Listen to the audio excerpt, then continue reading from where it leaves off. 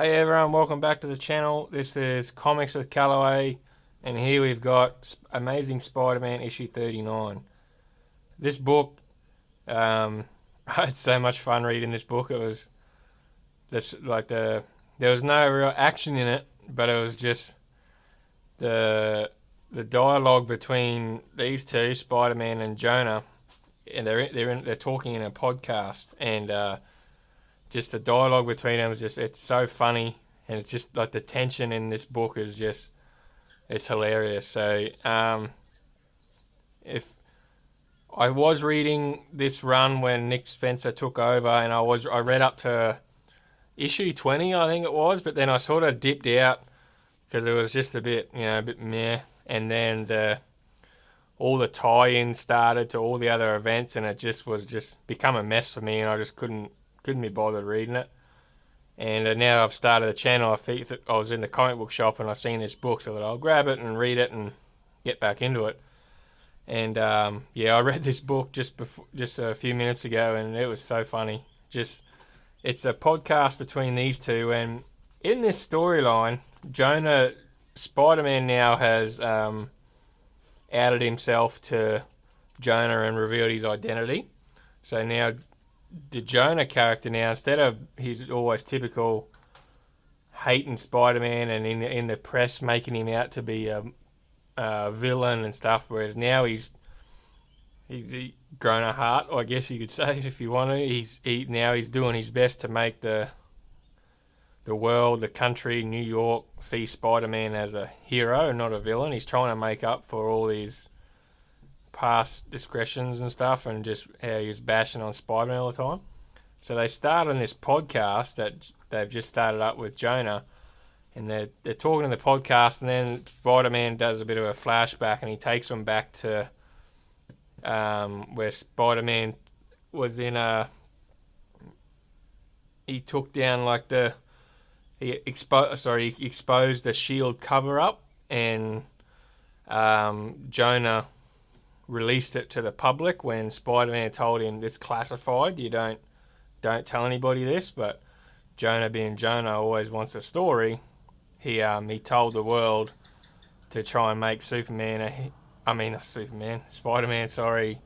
to see him as a hero, that he exposed the cover up and shield. And Peter's like, why you do this? You should. It's a classified mission, and that him and Jonah are sort of arguing about you shouldn't have done it, and Jonah was like, I was just trying to make you a hero the way the world should see you, da da da da.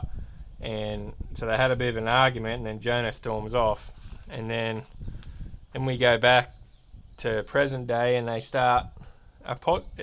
bring Peter on as a guest for Jonah's podcast, and the two people, these two here, they're the editors and stuff of the podcast, and they're outside the studio, because at the start of the podcast, Peter and Jonah, they're talking like they're best friends. They're agreeing with everything, and they're kind of talking like a bromance, like they're in love with each other. And I don't mean that as in like a sexual way. I mean it like they're talking like they're really good friends, and they're agreeing on each other. They're not arguing and bickering. They're just agreeing with everything each other says. And these two here, like, this is boring. This is going to be the worst podcast ratings ever, because it's not good podcasts. They're talking all civil, and it's not entertaining. But the woman's like, just be patient. If I know these two, they're going to start arguing. So they start talking, Jonah and Peter, and each time they start talking, then one of them says something. I can't remember where it was, but then we get this. Each time one of them says something back, it just starts as a little dig at the other, and then the other one digs back, and then it digs back, and it just keeps going back and forth, and it eventually gets worse and worse, and they're starting to argue, they're starting to bicker at each other, and it's just building up, the tension's building between each other, and like here, Spider-Man says, "You're the one who turned the entire city against me. You're the one who made me your sworn enemy, which, by the way, was entirely in your own head." And Jonah says, "Oh, was it?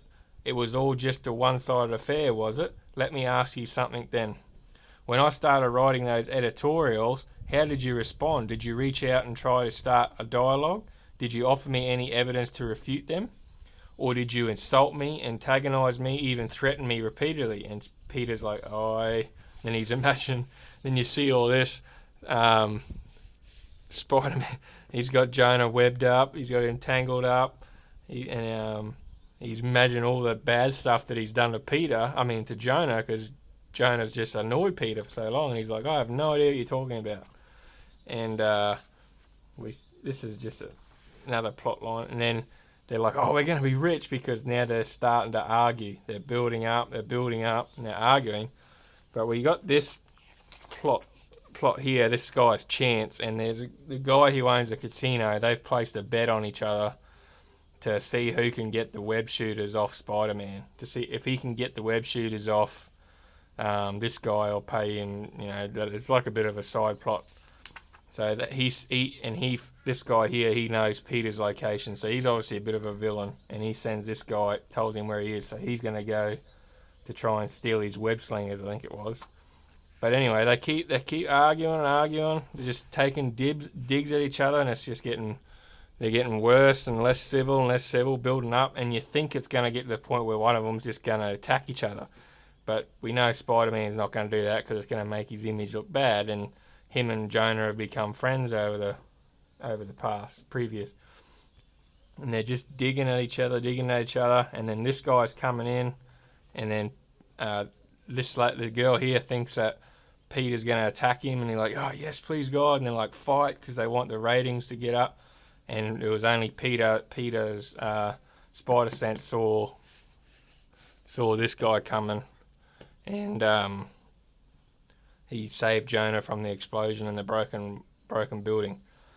But this book was so much fun. There's no action in it, but it was just they started out as a real civil, lovely friendship conversation, and they would get snarky, and then Jonah would say something, and Peter would just argue back a little bit, and then Jonah would come back a little bit, and it was just tit for tat, and they were just arguing.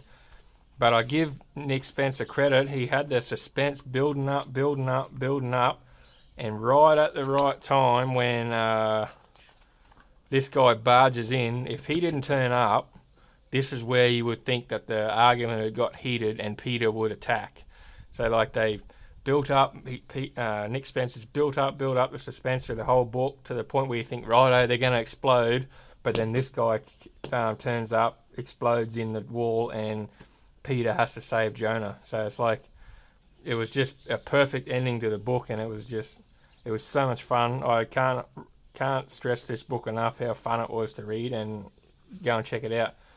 It reminded me, I'm a Big Bang Theory fan, so I've watched them all from season 1 to 13 over and over again, and it reminded me of an episode I was watching the other day, and it was Raj and Howard were arguing in the comic book store about they were meant to go to a cooking class together, Raj and Howard bailed because he had to go and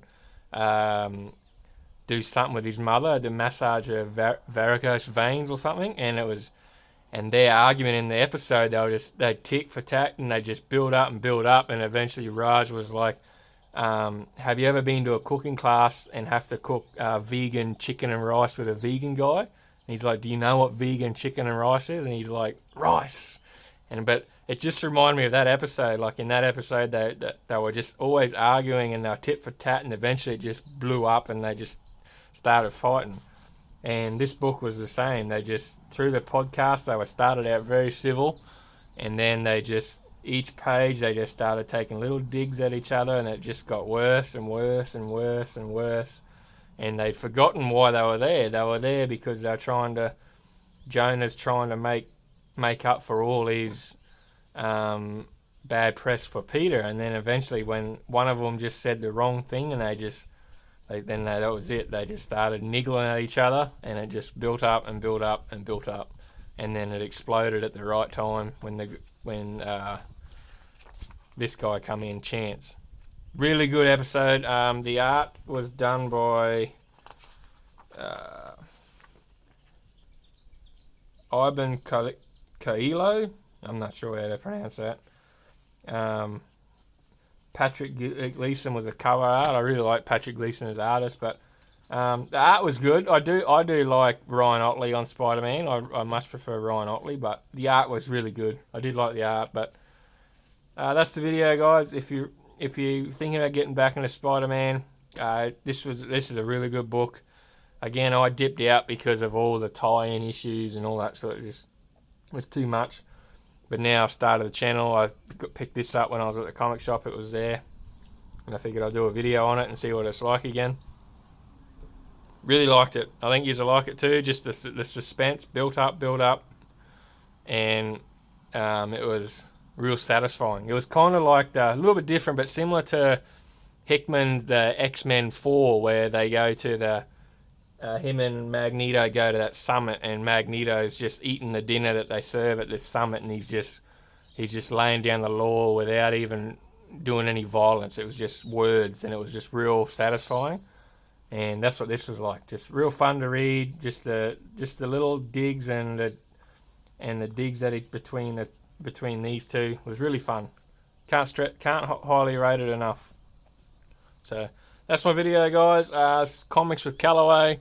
If you like the video, like the content, please like and subscribe, share it. It would be much appreciated, and try and bring you more content. And if there is any videos that or books that you want me to review or talk about, put it in the comments, and I'll do my best to try and pick them up and do some videos. Thanks, guys.